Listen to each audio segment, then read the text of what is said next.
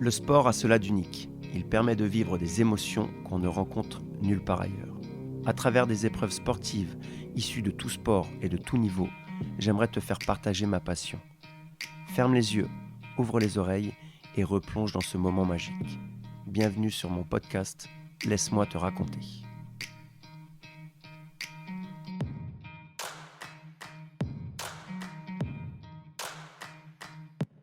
Les joueurs de hockey, ils prennent des palets dans la tronche, ils prennent 50 points de suture et ils y retournent.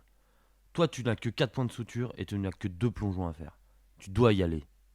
Laisse-moi te raconter Greg, l'inégalable plongeur.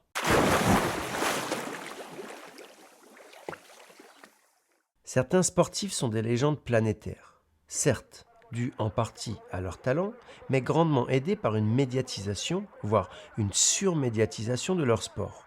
On ne peut rien retirer des commentaires élogieux d'un Diego ou d'un Zinedine. Mais comment rendre hommage à ceux qui ont leur talent, ou même davantage, dans des disciplines qui sont bien moins mises en évidence ? Je vous propose donc, à travers 2 portraits, de rendre hommage à 2 champions que le monde entier aurait dû aduler, mais que seuls les connaisseurs ont eu vent.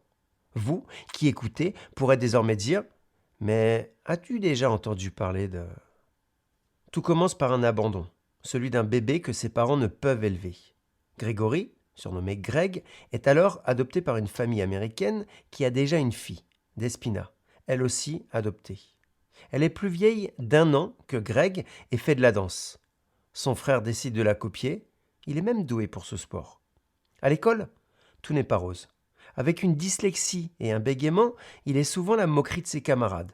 Pire, il est même un souffre-douleur et se prend des coups qu'il n'ose pas avouer à ses parents. Une peau un peu foncée, une adoption, une dyslexie, un bégaiement, un sport pour les tapettes, comme le disent certains, le bouc émissaire de ses camarades, pas vraiment une enfance idyllique. Sa vie d'adulte ne sera pas mieux. Heureusement, le sport va le sauver. En 1969, Greg a 9 ans quand ses parents installent une piscine dans leur jardin. C'est la révélation. Il y passe tout son temps, expérimente tous les sauts et tous les plats possibles. Sa pratique depuis son plus jeune âge de la danse et de la gymnastique artistique lui donne une aisance à sauter dans tous les sens. Mais sa mère a peur pour lui et craint qu'il ne se fasse mal. Aussi, elle décide de l'envoyer prendre des cours à la piscine la plus proche. L'entraîneur qui s'occupe de lui comprend tout de suite qu'il a du potentiel.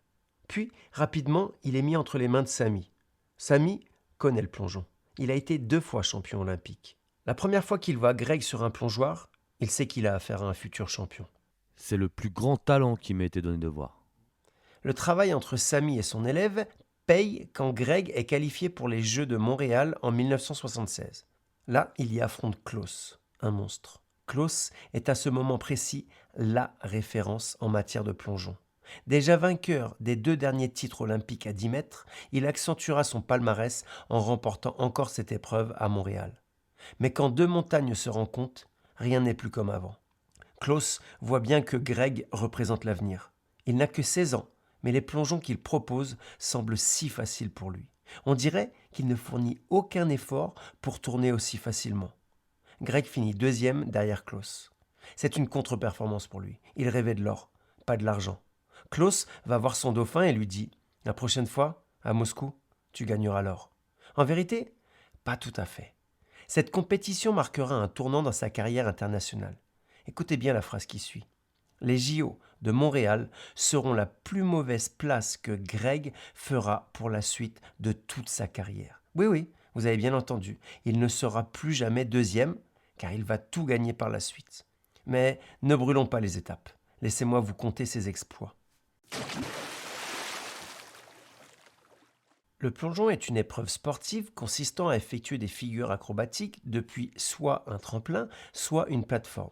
Le tremplin est situé à 3 mètres, alors que la plateforme est située à 10 mètres. Plusieurs jurys notent les prestations. Ces 2 épreuves sont au JO depuis 1904, mais seulement depuis 1973 au championnat du monde. Pour expliquer rapidement la composition d'un plongeon, il y a le groupe, plongeon en avant, en arrière, retourné ou renversé, la position du corps, tendu, carpé, groupé, le nombre de tours et de vrilles exécutés. Au championnat du monde de 1978, 2 ans après les JO de Montréal, Greg remporte la médaille d'or à 10 mètres. Il décide alors de s'inscrire pour la suite de sa carrière aux épreuves du tremplin, en plus de ceux de la plateforme. En 1979, il gagne les Jeux panaméricains sur ces 2 épreuves. Il est donc grand favori pour les JO de 1980. Oui, mais parce qu'il y a un mais. Rappelez-vous, 1980, les JO se déroulent à Moscou, en URSS, en pleine guerre froide. Quand la politique se mêle au sport, tout change.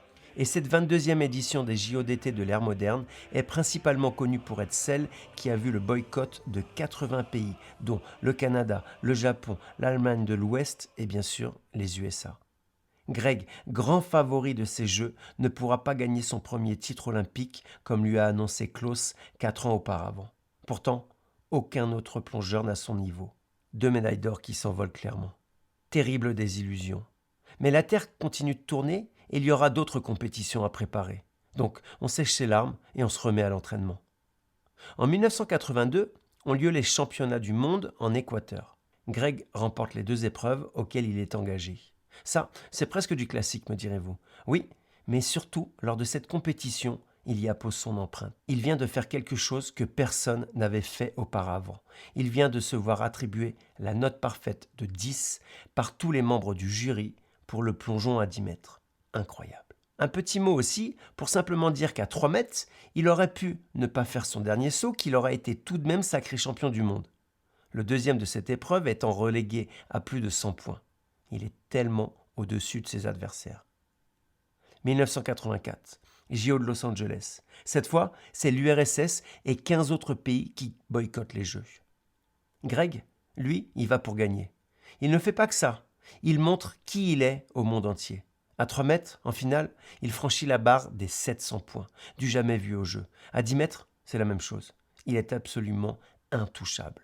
Pour comprendre pourquoi Greg est si fort, il faut se rappeler que la danse qu'il a pratiquée tôt dans sa jeunesse lui a conféré une grâce et des qualités athlétiques inégalables. Mesurant 1,70 m pour 68 kg, il a des proportions parfaites pour son sport. Avec une détente sèche de 93 cm, il peut aller plus haut que la plupart de ses concurrents. Il ne reste plus qu'à tourner, comme il sait si bien le faire, et le tour est joué. Le voir plonger est un moment magique. Techniquement, il semble avoir 15 ans d'avance sur la concurrence. Il est simplement inégalable. Pour se rendre compte de la portée de ses performances, son entraîneur explique que pour comparer son exploit, il faudrait courir le 100 mètres en 9,50. Ça doit parler aux connaisseurs. D'autant plus qu'à cette époque, le record du monde est à 9,93. Greg pense arrêter sa carrière ici. Il a tout gagné. Mais quelle idée! Son entraîneur réussit à le convaincre de continuer jusqu'aux Jeux de Séoul. Entre les deux, il y a les mondiaux de 86. On va gagner du temps, vous l'aurez compris. Il gagne le 3 mètres et le 10 mètres. Arrivent enfin les Jeux de Séoul en 88. Il est plus que grand favori. Mais ce que ne sait pas la Terre entière à ce moment, c'est qu'il a failli ne pas y participer. Quelques mois auparavant, il s'est fait dépister positif au VIH. Il pensait sa vie finie, il en sera tout autrement. Seuls Greg et son entraîneur sont au courant de sa séropositivité. Cela va avoir des répercussions durant l'épreuve. Mais ça, il n'en a pas encore conscience. Lundi 19 septembre 1988, piscine olympique Jamsil, Séoul, Corée du Sud. Greg a déjà plongé 8 fois. Il est en tête des qualifications au tremplin. Il s'apprête à effectuer son 9e saut. Un double saut périlleux et demi, renversé, carpé. C'est une figure que maîtrise parfaitement Greg. Mais en sport, tout peut arriver. Rater sa figure, c'est possible. C'est embêtant, mais rien de plus. Faire un plat, ça fait déjà plus mal. Mais rater son impulsion et frapper le tremplin ou, pire, la plateforme, est ce qui peut arriver de plus dangereux. Des plongeurs ont déjà péri de cette façon. Greg est lui aussi passé pas loin de la correctionnelle durant sa carrière. C'était en 1979, quand sa tête a frappé la plateforme et qu'il a fait un plat sur le dos 10 mètres plus bas. Heureusement que cette plateforme était recouverte d'un rembourrage souple. Ceci dit, Greg est tout de même resté inconscient pendant 20 minutes. Bref, revenons à l'épreuve. Comme je le disais, Greg s'apprête à effectuer son 9e saut. À peine son impulsion prise que son coach sent que ça ne va pas. J'ai eu un nœud dans l'estomac. Quand il a décollé, j'ai su. Sa prise d'élan n'est pas bonne. S'ensuit une tête qui se rapproche du tremplin. De trop près même. Elle le heurte. Le haut du corps se recroqueville. Il tombe dans l'eau en faisant un plat. Lui qui maîtrise pourtant ce saut à la perfection. Mais je l'ai dit, en sport, tout peut arriver. Les juges, les concurrents, le public, tout le monde est choqué. Ça va, il est conscient. Oui, mais il saigne. Un entraîneur vient à sa hauteur pour voir comment il va. Mais Greg sort de l'eau, met sa main sur sa tête et part. Il ne peut pas avouer qu'il est séropositif et ne veut pas que quiconque lui touche le crâne. Se pose alors le dilemme des points de suture, mais plus encore le dilemme de quoi faire après. On est au JO. On ne peut pas abandonner une telle compétition, d'autant plus qu'il est le grand favori. Il est perdu. Son coach lui dit « Les joueurs d'hockey, ils prennent des palets dans la tronche, ils prennent 50 points de suture et ils y retournent. Toi, tu n'as que 4 points de suture et tu n'as que 2 plongeons à faire. Tu dois y aller. » Greg repart au charbon. Il se présente sur le tremplin. Le public retient son souffle. Plus un bruit dans les tribunes.